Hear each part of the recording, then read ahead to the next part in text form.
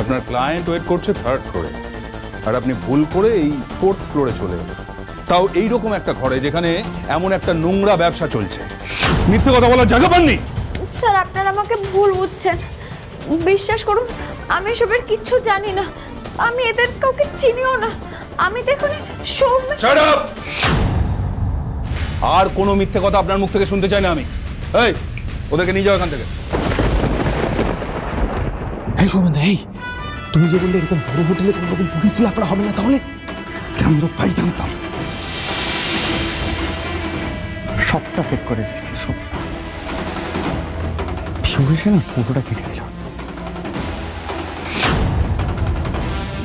It's your payment.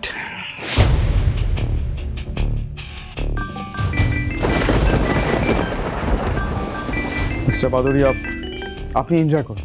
I have to take this call. Excuse me.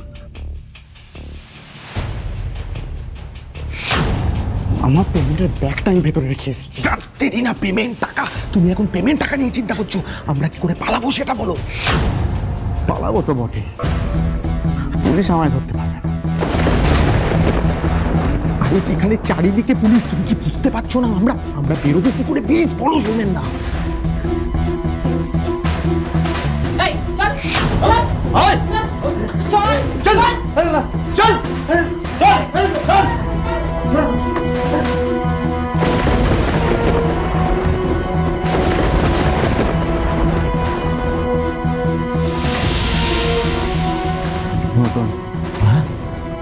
আমি যা যা বলছি ঠিক তাই তাই করবে।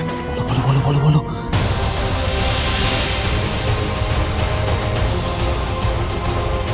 আমি কোনো মিথ্যে কথা বলছি না অফিসার।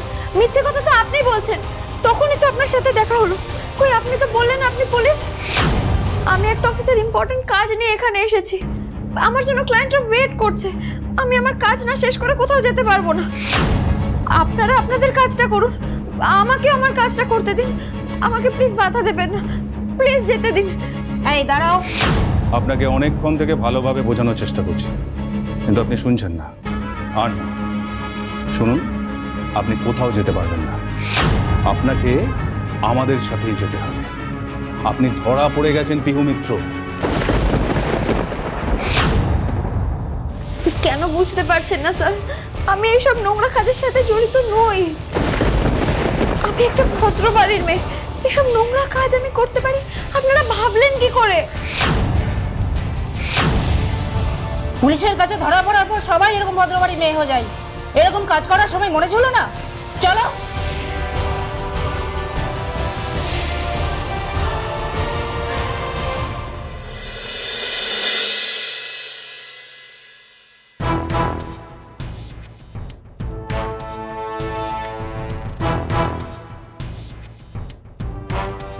ভাই, অনেকক্ষণ তো হয়ে গেছে পিহু বেরিয়েছে, এখনো ফিরছে না।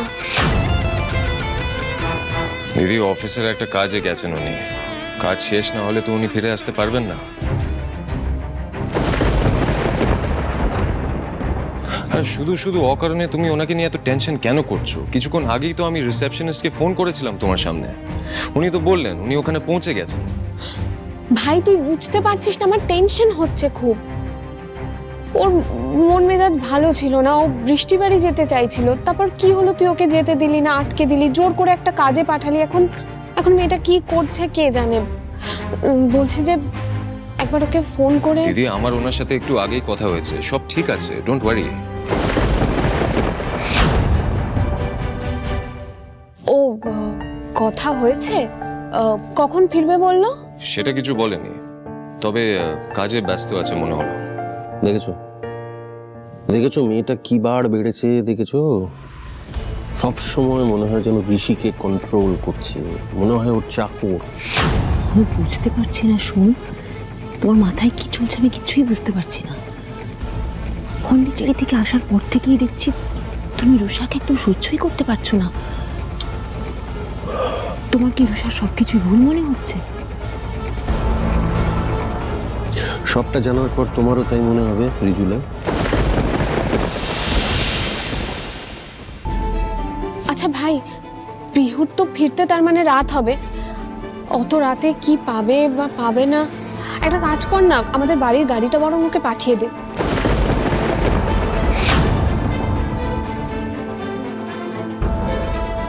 তাতেই তো ফিরে যেত পিহু। না, কোনো দরকার নেই। কেন? কি হবে বাড়ির গাড়িটা পাঠালে?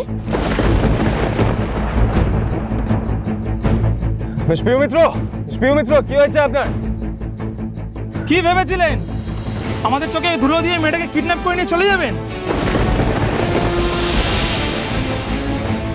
কারণ ওনার প্রাইভেট গাড়িতে চড়ার কোনো যোগ্যতা নেই। ওনাদের মতো মানুষদের বাস বা ট্রামে চড়া উচিত, সেটাতেই উনি বেশি কমফোর্টেবল। এগুলো আবার কি ধরনের কথাবার্তা ভাই? হ্যাঁ, আমি মানছি যে অফিসের কাজে গেছে, সেখানে বাড়ির গাড়ি পাঠানোটা ঠিক না। পিহু তোর কাছে বাকি 5 জন এমপ্লয়ের মতো সাধারণ এমপ্লয়ি। ও আলাদা কোনো সুযোগ সুবিধা পাবে না আমি জানি, কিন্তু আমি তো তোকে এত করে বোঝালাম ভাই, তারপরেও তুই। এই দুদিনের চেনা মেয়েটার জন্য তুমি এবার একটু বেশি বাড়াবাড়ি করে ফেলছো না রুষা?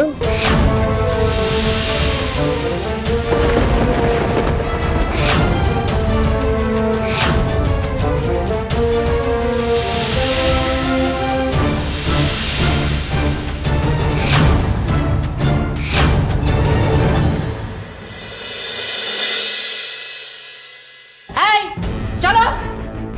বিশ্বাস করুন আমি কিছু করিনি। একদম চুপ। প্লিজ আমার কথা না।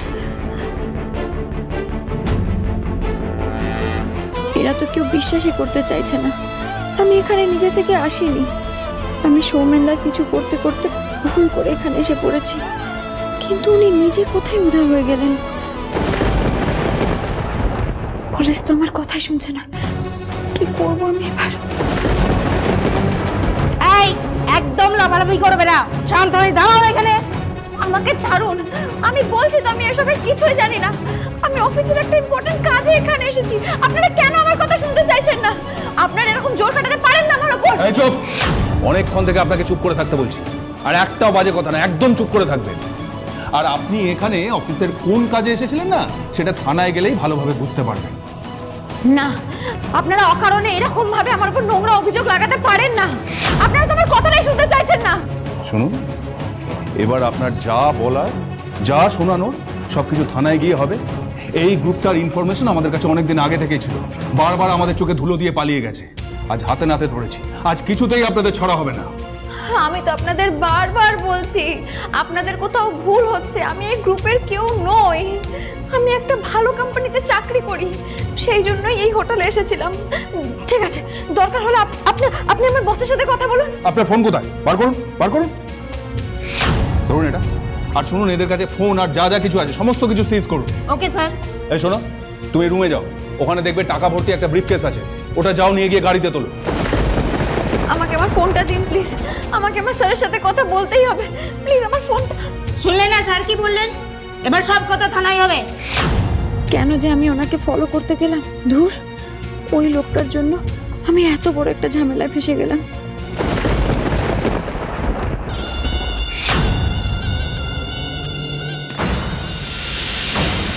কে আপনি? স্যার আমি এই হোটেলের স্টাফ। ঠিক আছে, আপনি যান। আর শুনুন, বাকি স্টাফদের বলে দেবেন এখন যেন এদিকে কেউ না আসে। যান। Okay sir. স্যার, আপনি আমার কথাটা প্লিজ একটু বিশ্বাস করুন। ঠিক আছে, আপনার বিশ্বাস না হলে একটু থার্ড ফ্লোরে গিয়ে দেখুন, আমার 3 জন ক্লায়েন্ট রয়েছে ওখানে। প্লিজ স্যার, আপনি একবার গিয়ে দেখুন, আমার 3 জন ক্লায়েন্ট আছে ওখানে। আমার আর কিছু খোঁজ নেওয়ার দরকার নেই, আপনি হাতে নাতে ধরা পড়েছেন। Sumita, yes sir. এদের সবাইকে লবিতে নিয়ে যান। স্যার। না স্যার, প্লিজ একবার আমার যান। কথাটা শুনুন। স্যার, এখানে আমি কিছু জানি না স্যার। স্যার।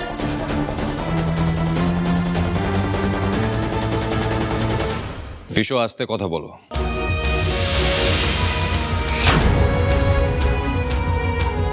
দিদির সাথে এত উঁচু গলায় আমাদের বাড়ির কেউ কোনোদিন কথা বলে না।